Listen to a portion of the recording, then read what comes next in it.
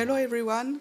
So we are here with my colleague to present you a use case that shows how Adlin help researchers to go further in their work, providing AI-oriented solutions. And the main goal of Adlin is to be a data enabler. This means that we provide a digital research environment to researchers that can help them in their daily activities to decentralize, to structure their data sets, and also make them available to their colleagues. So they can be internal colleagues in the same lab, or external colleagues such as pharmas for external collaborations. And this is done with a non-premise data access through our Adlin workspace. And this is done ensuring full data control and ownership of the users. I will introduce myself. So I am Alexandra Bomane, and I am a bioinformatician for Adlin. And a big part of my job is to enable the translation of scientific questions from biologists into concrete actions to answer their question. So typically, in this picture, you can see that a biologist can come to see me and ask me to find some biomarkers involved in the survival of a pediatric cancer. And my mission is to find the data and also the analysis and the tools and the analysis that fit their needs.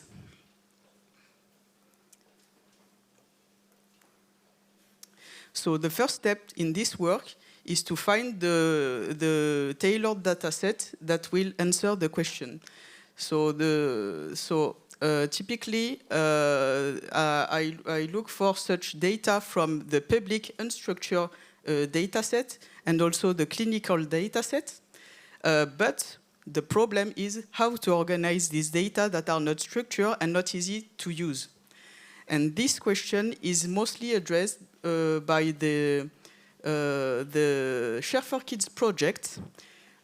This project is aims at building a data warehouse gathering pediatric cancer research data, so both the omic data and the clinical data, the normalized and this data, the omics are normalized, and the clinical data are structured according to a standard that I will present a bit later. And this is done for the React4Kids network, which gathers hundreds of researchers spread in a bit less than 20 institutions.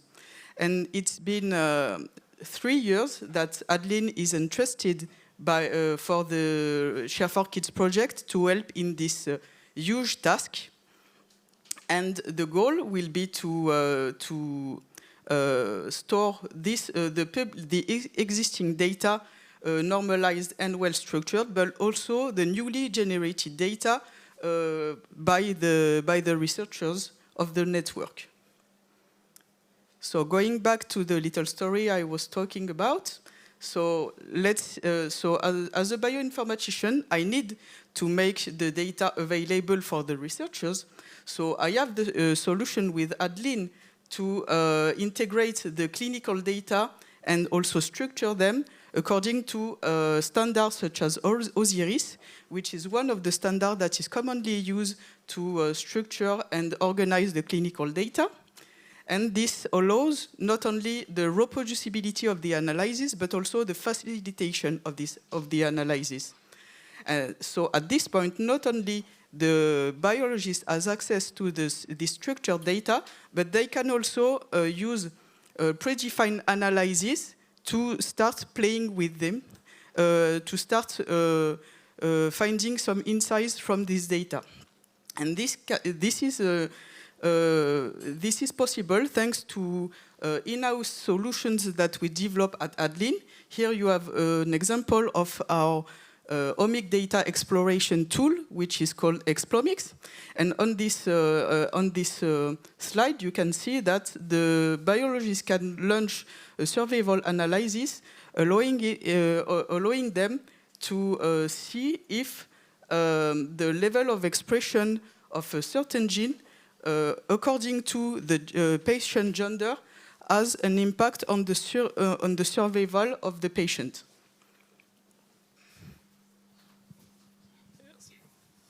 Okay, so what if the biologist wants to perform another analysis that is not already predefined? So maybe he wants to do something simple, but just different from what we already built into Adlin. So if he has Alexandra as a friend, he can just ask Alexandra to perform any analysis he wants to build, because she has the knowledge to build whatever she wants. Because once she is logged into Adlin, she can use code editors, she can run any code she wants to write, she can install any needed software, and she can also access all the data because it is integrated into Adlin, so you can just access all the data you have structured into Adlin. But to do so, you need to either be Alexandra or to have Alexandra as a friend, and it's not the case for everyone. And also maybe you just don't have time to start a collaboration. So yes, for example, even such a simple histogram, you just cannot do it because we don't build this specific analysis. Maybe you just want to change a small detail on the last curve, survival curve we showed earlier. So what we want to do on top of these two kind of solution, so predefined analysis, any analysis, if you are a bioinformatician, there is a third way we want to enable with no-code tools, is to allow the biologist to perform some simple custom analysis on his data. So here, for example, he can select a data set, he can ask a question in natural language, and then run the analysis, and it will generate a program, and the program will be applied to the data to generate the code, the output of the analysis, the answer to the question. So how does it work? It's kind of a standard way to do things. So we take the natural language request of the user, we take some metadata that allows us to generate a prompt, and then we give the prompt to an LLM, which generates a program, and then we apply the program onto the data, and we have the results. So why do we want to generate code instead of just showing the data directly to the LLM? The first reason is quite simple, in fact, is that you just can show a big data to an LLM. You just can show like maybe thousands of patients with gene expression for maybe tens of thousands of genes. It will not be able to fit into the memory, the context of the LLM. Also, when you do this, you don't really show all the data, you just show the metadata, so the name of the column, the number of unique values in each column and stuff like that. So if you want to use an external LLM, it's more compliant to do so. And also you can inspect the code because there are still a lot of hallucination problem. So for example, sometimes it will invent some library that doesn't exist in fact. And here you can inspect, you can look at the code, and maybe you can send it to Alexandra so that you can have a look and make sure that everything is correct. And also the code is useful in itself because you can maybe reuse it in some bigger analysis as a small block. And also you can maybe learn something. Myself, I'm used to build data analysis, but I learned from some libraries, I learned some trick by using this. And it can be, yes, a first step for further analysis later. Okay, so of course, when we build these things, first we just made a small benchmark with a few tasks we just devised like that, and the results were, of course, as always, awesome. But when we asked Alexandra and other colleagues to show us real tasks, real life biologist, bioinformatic tasks, in fact, the results were much lower. So what we saw, which is quite expected is like big models, of course, are much better as expected. But yet, even if you use a ChatGPT or huge model on our in-house benchmark, it is only 70% success rate. Okay, so as a conclusion, what we want to be able to do in our digital research environment is to cover all the possible use cases.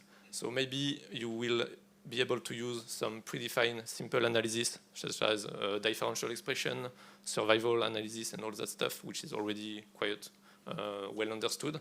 Maybe you also want to do whatever you want because you are a bioinformatician or you have some access to bioinformatician and you want to build anything you need. But there is a third way, which is to be able to start with a small, simple custom analysis with no-code tools for the biologist. And whatever the use case, it really helps to cleanly structure the data into our digital research environment. That's it.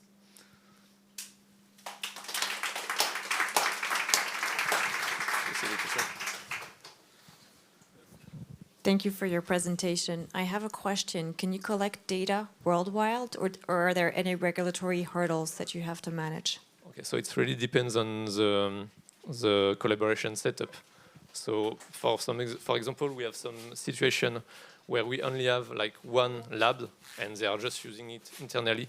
But for example, for Share4Kid, maybe I can let Alexandra talk a little bit. So the public data are collected. They can be out of France or out of Europe. Yes.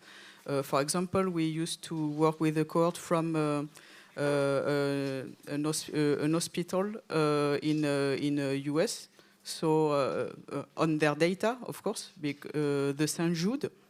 So this is a well-known data set. So yes, we can work with this kind of data, but the goal will be also to build a solid database from the data that are generated by the network React4Kids that I just presented.